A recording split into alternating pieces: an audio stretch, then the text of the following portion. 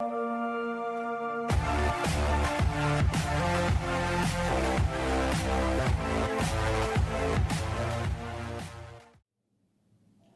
pessoal, tudo bem? Seja bem-vindo ao canal. Para você que não me conhece, eu sou Alexandre Rodrigues, eu sou professor de Biologia e esse é o meu canal onde eu posto várias aulas com diversos temas de Biologia para você que está estudando para o Enem e para diversos outros vestibulares de forma gratuita.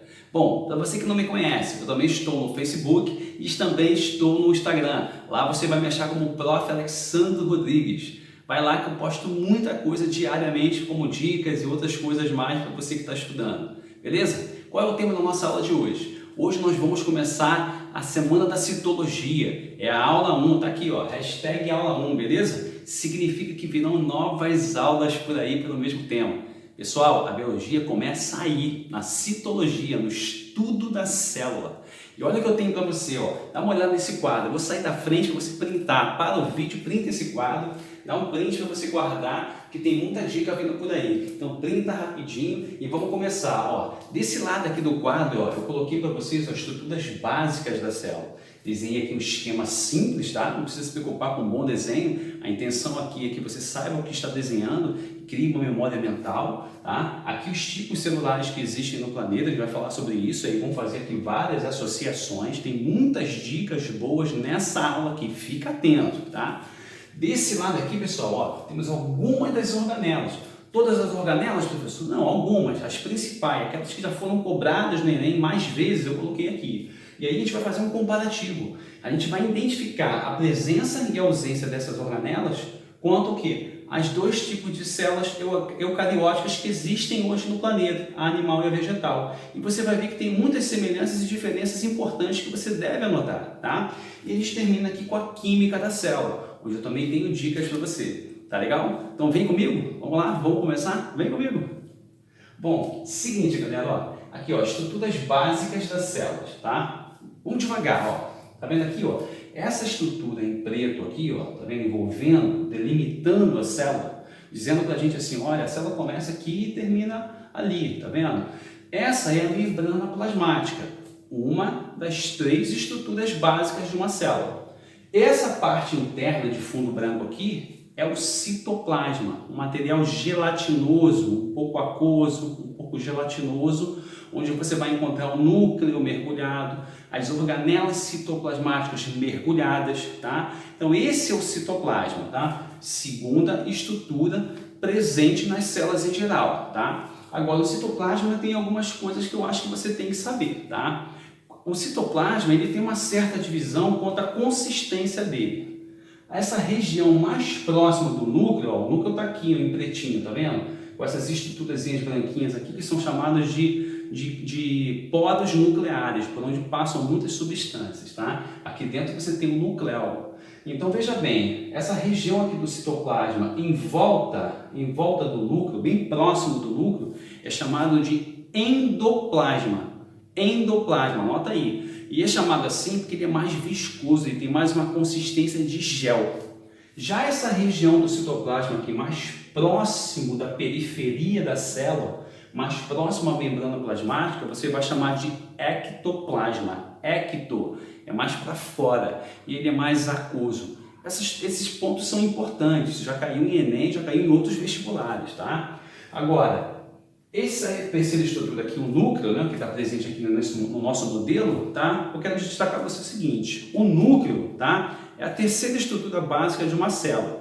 Está presente em células animais em geral, em células vegetais em geral, mas não está presente, tá, em células procariontes ou procarióticas. Deixa eu te explicar por quê. Porque as células procarióticas são células muito simples, tá? Então o que eu quero que você saiba aqui, para que não haja nenhuma dúvida, é que nos livros de biologia, você vai ver lá três estruturas básicas, citoplasma, membrana plasmática e núcleo. Mas está subentendido o seguinte, que o núcleo está presente nas células eucariontes ou eucarióticas, tá? Nas células procariontes não. Então qual é a terceira estrutura que você pode afirmar que está presente em qualquer célula, seja procarionte ou todas as outras eucariontes? Material genético, isso mesmo, o DNA. O material genético está presente em qualquer célula. A diferença é que está dentro do núcleo se essa célula for eucarionte ou está o quê? Mergulhado no citoplasma se essa célula for procarionte. Ficou claro? Beleza? É isso, uma dica boa, tá? Chegamos aqui aos tipos celulares no planeta. 2 tipos, células eucariontes e células procariontes. Você também pode colocar como procariótica, eucariótica, tudo bem, tanto faz, é a mesma coisa. Quem surgiu primeiro no planeta? A célula procariótica. Depois dela surgiu a célula eucariótica, tá? Então ela é uma célula mais antiga. Então vamos às diferenças. Surgiu primeiro e é mais antiga, procariótica. Surgiu depois e é mais próxima da atualidade, né? A célula eucariótica. Outra diferença importante, muito simples a célula procariótica, tá? E o que eu quero dizer com simples? Vamos lá. Tá vendo todas essas organelas citoplasmáticas que você está vendo aqui, ó? Essa aqui em vermelho, centríolos, esses grupamentos aqui, ó, tá vendo? Estruturazinhas pequenininhas, ribossomos.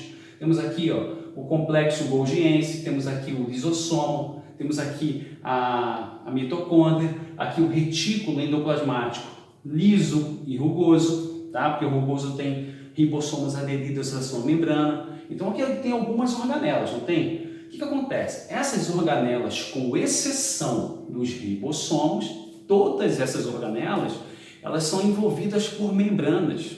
Elas são membranares. Aí que está a diferença. Então, se ela é membranar, ela está presente em qual célula? Célula eucarionte, seja ela vegetal, seja ela animal. É uma célula eucarionte, tem organelas citoplasmáticas. Agora, se ela é uma célula procarionte ou procariótica, ela é desprovida, tá? Ela é desprovida de organelas, tá? Então isso é uma diferença importante, mas aí vai uma dica. Os ribossomos, essas estruturazinhas aqui, ó, esses grupamentos, eles são amembranares, vou repetir, amembranar, sem membrana, ser humano, tá? E o que isso significa? Significa que por não ter membrana, estão presentes em células procariontes quanto em células eucariontes. Anota isso. Então, ó, simples, mas complexo. Sem núcleo, com núcleo. DNA no citoplasma, por quê? Porque não tem núcleo, então o DNA não tem um compartimento próprio, ele está mergulhado no citoplasma, no caso da célula procariótica, e a eucariótica está dentro do quê? Dentro do núcleo, compartimentado, como você pode verificar aqui, tá? Outra grande importância, sem organelas, como eu havia dito, exceção da procariótica, ribossomo, e no caso das células eucarióticas, tem todas as organelas, todas que estão aqui e até outras, tá? Exemplos de seres vivos que são classificados como procariontes, que são dotados de células procariontes, bactérias, somente bactérias. Então você pode anotar assim, as bactérias são procariontes, o resto do planeta, elas são o quê? Eles são classificados, esses seres vivos são classificados como eucariontes, tá? E aí tem um detalhe importante, uma dica, mais uma dica, tá? Você pode guardar assim também, ó. Todo procarionte, todo ser vivo procarionte, ele é unicelular. Isso mesmo, você pode afirmar, ele é unicelular.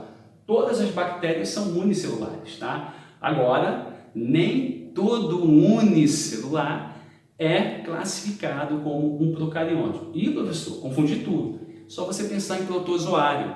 Protozoário é unicelular, mas ele é uma célula o quê?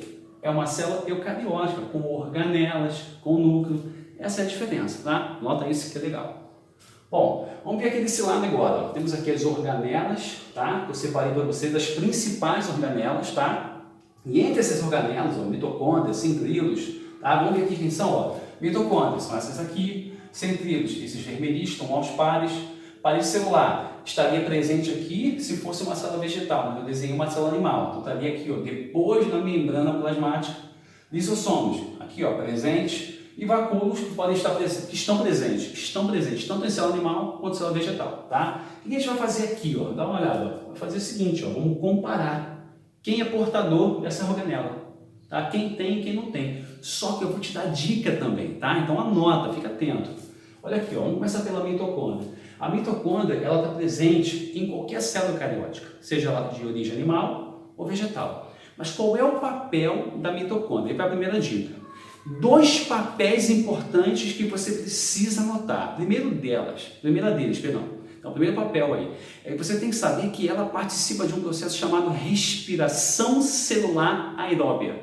A respiração celular aeróbia tá? É o mesmo que dizer que ela pega a substância orgânica e produz ATP, tá? E produz ATP com gasto de quê? De oxigênio. Então você começa a entender, ó, produz ATP com gasto de oxigênio. Então respiração aeróbia. O aeróbia aí significa que o oxigênio participa desse processo de produção de ATP a partir de substâncias orgânicas, tá? Como proteína, lipídio, carboidrato, tá? Então tem grande papel na respiração celular, ela está relacionada direto. Segunda função, pensa em energia.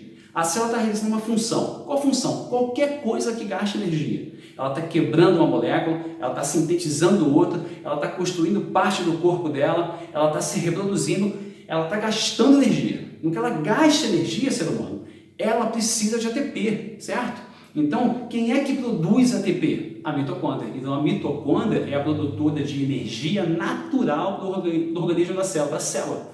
Então, em outras palavras, uma palavra simples, ela é a produtora de energia para a célula. Ela é a fábrica de energia para a célula, tá? Anota aí. Centríolos. Gente, centríolos, ele tem grande importância. Duas funções também, tá? Os centríolos, tá? Eles aparecem em pares, tá vendo? Em pares. E eles participam de um processo extremamente importante, tá? Que é a divisão celular, é a reprodução celular. Sabe a mitose e a meiose? Então, quando a célula vai se dividir para se transformar em duas, mitose, por exemplo, ou se dividir e se transformar em quatro, que no caso é a meiose, pessoal, os centríolos têm papel ativo, né? Ativo dentro desse contexto, ou seja, dentro desse processo. Por quê? Porque os centríolos, eles vão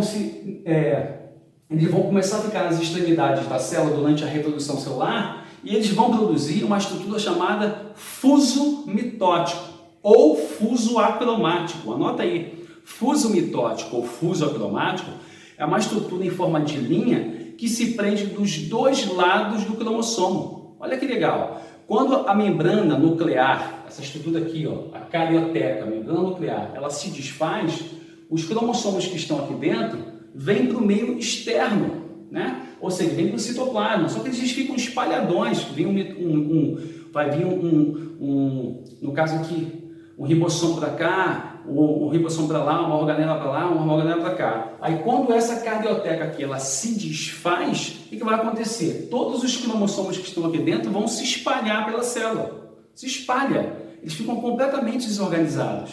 É aí que entra o papel do centríolo. O centríolo vem, forma os fusos mitóticos, gruda dos dois lados do ribossomo e centraliza todos eles no meio da célula, formando a chamada placa equatorial. Por que isso? Porque quando a célula for se dividir, antes da divisão total, metade desses cromossomos são puxados para ambos os lados da célula, tá? E é nesse momento, então, que a célula é dividida e a metade de cada cromossomo vai para cada célula formada, mantendo um número constante de cromossomos. Então, anota aí, vou recapitular rapidinho. Primeiro papel, participa da divisão celular, da reprodução celular, formando fuso acromático para organizar os cromossomos e dividi-los durante a reprodução celular, conhecida como mitose e meiose. Segunda função, ele produz, ajuda, né? Ou seja, ele produz estruturas de locomoção, como flagelos, cílios, tá? Flagelos que você vai encontrar nos protozoários, flagelo que você vai encontrar no espermatozoide, cílios que você vai encontrar nos protozoários como o paramécio. Essas estruturas de locomoção que ajudam a célula a se mover, né, são formadas pelos centríolos. Então, olha, duas funções muito importantes. Qual é a próxima aqui? Ah, detalhe, centríolos. Está presente em célula animal e ausente em célula vegetal. Olha que importância. Então, tudo isso que eu estou te falando aqui, relativo ao centríolo, nunca você poderá marcar como correto se estiver relacionado o quê? A uma célula vegetal. Seria uma afirmativa incorreta, tá? Seria falsa. Parede celular. Então, vamos lá. A parede celular aqui, que eu estou falando, ela está presente na célula vegetal. Ela é uma estrutura específica, exclusiva de célula vegetal. Animal não tem parede celular, tá? Nós não temos.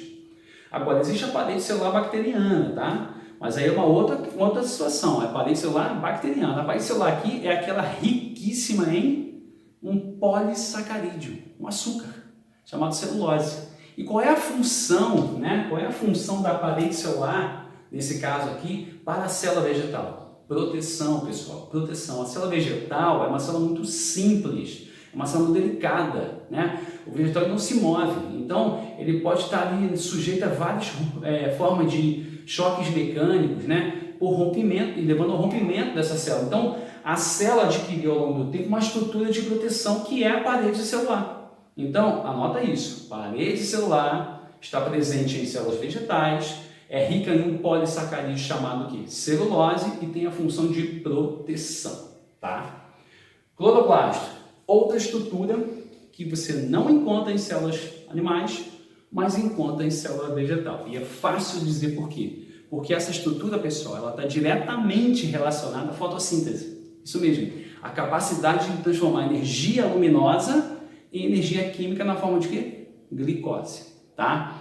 Professor, mas uma vez eu vi lá, ó, que existem bactérias que são fotossintetizantes, fazem fotossíntese. Perfeito, realmente existe. São as bactérias fotossintetizantes, mas elas não possuem cloroplastos, tá? Não possuem, não vai anotar isso como correto, sim, isso está errado. Elas possuem o quê? Clorofila, é um pigmento fotossintetizante, que também está presente dentro dessa organela. Então essa que é a diferença, tá? Lisossomo, essa estruturazinha aqui, ó. Lisossomo você tem que fazer o quê? Pensa em digestão. Digestão, de novo, digestão. Galera, lisossomo é digestão intracelular. Esse cara já caiu várias vezes no Enem, tá? E alguns alunos acabam se confundindo. Por quê? Porque geralmente ele cai com o termo técnico, autólise. Vou repetir, autólise. O que significa isso? Ele tem a capacidade de digerir, por exemplo, organelas citoplasmáticas envelhecidas. Isso mesmo, elas ficam velhas, começam a perder a sua função, e aí, ó, ele consegue digerir essas organelas, porque elas serão substituídas. Ou partes das células que estão soltas, que não servem para nada, ele faz a digestão. Então, repare que essa digestão são de estruturas da própria célula, daí o termo auto, né? Autólise. Deu para entender? Beleza? Então, vem comigo. Chegamos aos vacúolos. Pessoal, vacúolos têm uma diferença interessante. Eles estão presentes na célula animal e na célula vegetal, tá? Os vacúolos, tá? Eles são numerosos na célula animal. Existem muitos deles. E eles são pequenos. Então, eles são pequenos e existem muitos, tá? Já na célula vegetal, eles são muito grandes e pouquíssimo numerosos. Aparece um, às vezes dois. Por quê? Eles ocupam muito espaço da célula. Isso tem uma explicação. A célula vegetal usa o vacúolo como uma caixa d'água, armazena água. Ela é um vacúolo de armazenamento de água, porque o vegetal não se move. Então ela precisa armazenar água em grandes quantidades para não morrer por desidratação. Tá? Já o vacúolo da célula animal é digestivo. Vacúolo digestivo, participa de digestão de diversos alimentos. Tá aí a diferença. Beleza? Ok? Eu acho que eu não falei, né? Mas ó, o cloroplasto está presente, tá? Na célula vegetal, animal não está, lisossomo na célula animal presente e na célula vegetal ausente. E vacúolo em ambas com essa diferença que eu citei para vocês. E por último, não menos importante, química da célula. Agora deixa eu falar a parte bioquímica mesmo, química. Dentro da célula, fazendo parte da célula, no seu interior, ou fazendo parte como se fosse um tijolo, você vai encontrar as substâncias inorgânicas e orgânicas. Então, a primeira dica, você tem que saber quem são as substâncias inorgânicas e orgânicas. Então, uma dica fácil. Guarda dois nomezinhos, substância inorgânica. Água e sais. Água e sais. Guardou? Isso é inorgânico. Tá? Todo o resto diferente disso você vai guardar como orgânico. Aí você tem carboidratos, lipídios, proteínas, vitaminas e ácido nucleico. Sacou? Essa é a dica. Qual a diferença entre elas? Essas duas aqui são baixa caloria, não sofrem digestão, tá? Tem baixa caloria. Do jeito que entra no corpo da gente, vai ser absorvido, tá? Já no caso aqui, ó, dos carboidratos, lipídios, proteínas, vitaminas e ácido nucleico, são de alta caloria, então, ou seja, tem alto valor calórico. Então, deixa eu te dar umas dicas aqui para você distinguir melhor todos eles, tá? O carboidrato e o lipídio é energia. Tá? Energia, pensa em energia. Energia. Como assim energia? Função. Qual é a função dessas duas substâncias orgânicas no organismo da gente? Tá? Produzir energia, fornecer energia. Tá? Sendo que o seu corpo, o meu corpo, o nosso corpo como mamíferos, tá? Usa primeiro carboidrato e depois usa o lipídio. Então ele só vai usar o lipídio depois que o estoque de carboidrato acabar. Por que ele usa o carboidrato primeiro? Porque o carboidrato é mais fácil de quebrar e gasta menos energia para ser transformado em energia. Estranho que eu falei? Não, faz sentido, quer ver? Para quebrar, gasta energia, mas gasta menos energia do que se a gente estivesse quebrando uma molécula de gordura que é muito maior. Então gasta-se muito mais energia. Quer um exemplo fácil de você entender? Sabe quando você come feijoada? Não dá um sono muito grande depois da feijoada? Por quê? Porque o teu organismo está todo focado em quebrar as moléculas de gordura que estão ali. Porque esse prato ele é muito calórico, ele é muito cheio de gordura. Então você percebe que muita energia é demandada, né? Demanda muita energia para quebrar as gorduras. Então é nesse momento que você percebe que a gordura ela precisa de energia demais para ser transformada em ATP. Então, primeiro o nosso corpo usa o carboidrato, porque é mais fácil de quebrar e ser transformado em ATP, que é a molécula energética, depois o lipídio, tá? Agora, uma outra coisa importante, para estoque, carboidrato é para uso imediato, para usar agora, entrou no corpo, foi digerido, caiu na célula, está sendo usado. Quer estocar? Estoca lipídio, é assim que o nosso corpo vê.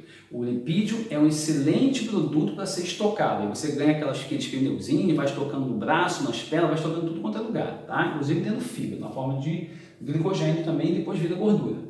As proteínas, qual é o papel da proteína? A proteína tem um papel plástico. Oi, professor, plástico, que é o mesmo que construtor. Por quê? Ele constrói a membrana plasmática, ele constrói o DNA que está aqui dentro, constrói parte das organelas, literalmente é um tijolo. Ou seja, a parte plástica, estrutural da célula, a proteína é o quê? A matéria-prima. Então você tem carboidrato e lipídio como fonte energética, proteína como fonte construtora, tá?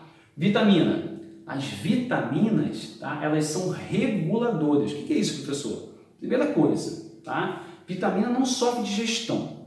Como assim? Do jeito que ela entra no organismo, ela é absorvida. Ela não passa por um processo digestório, tá?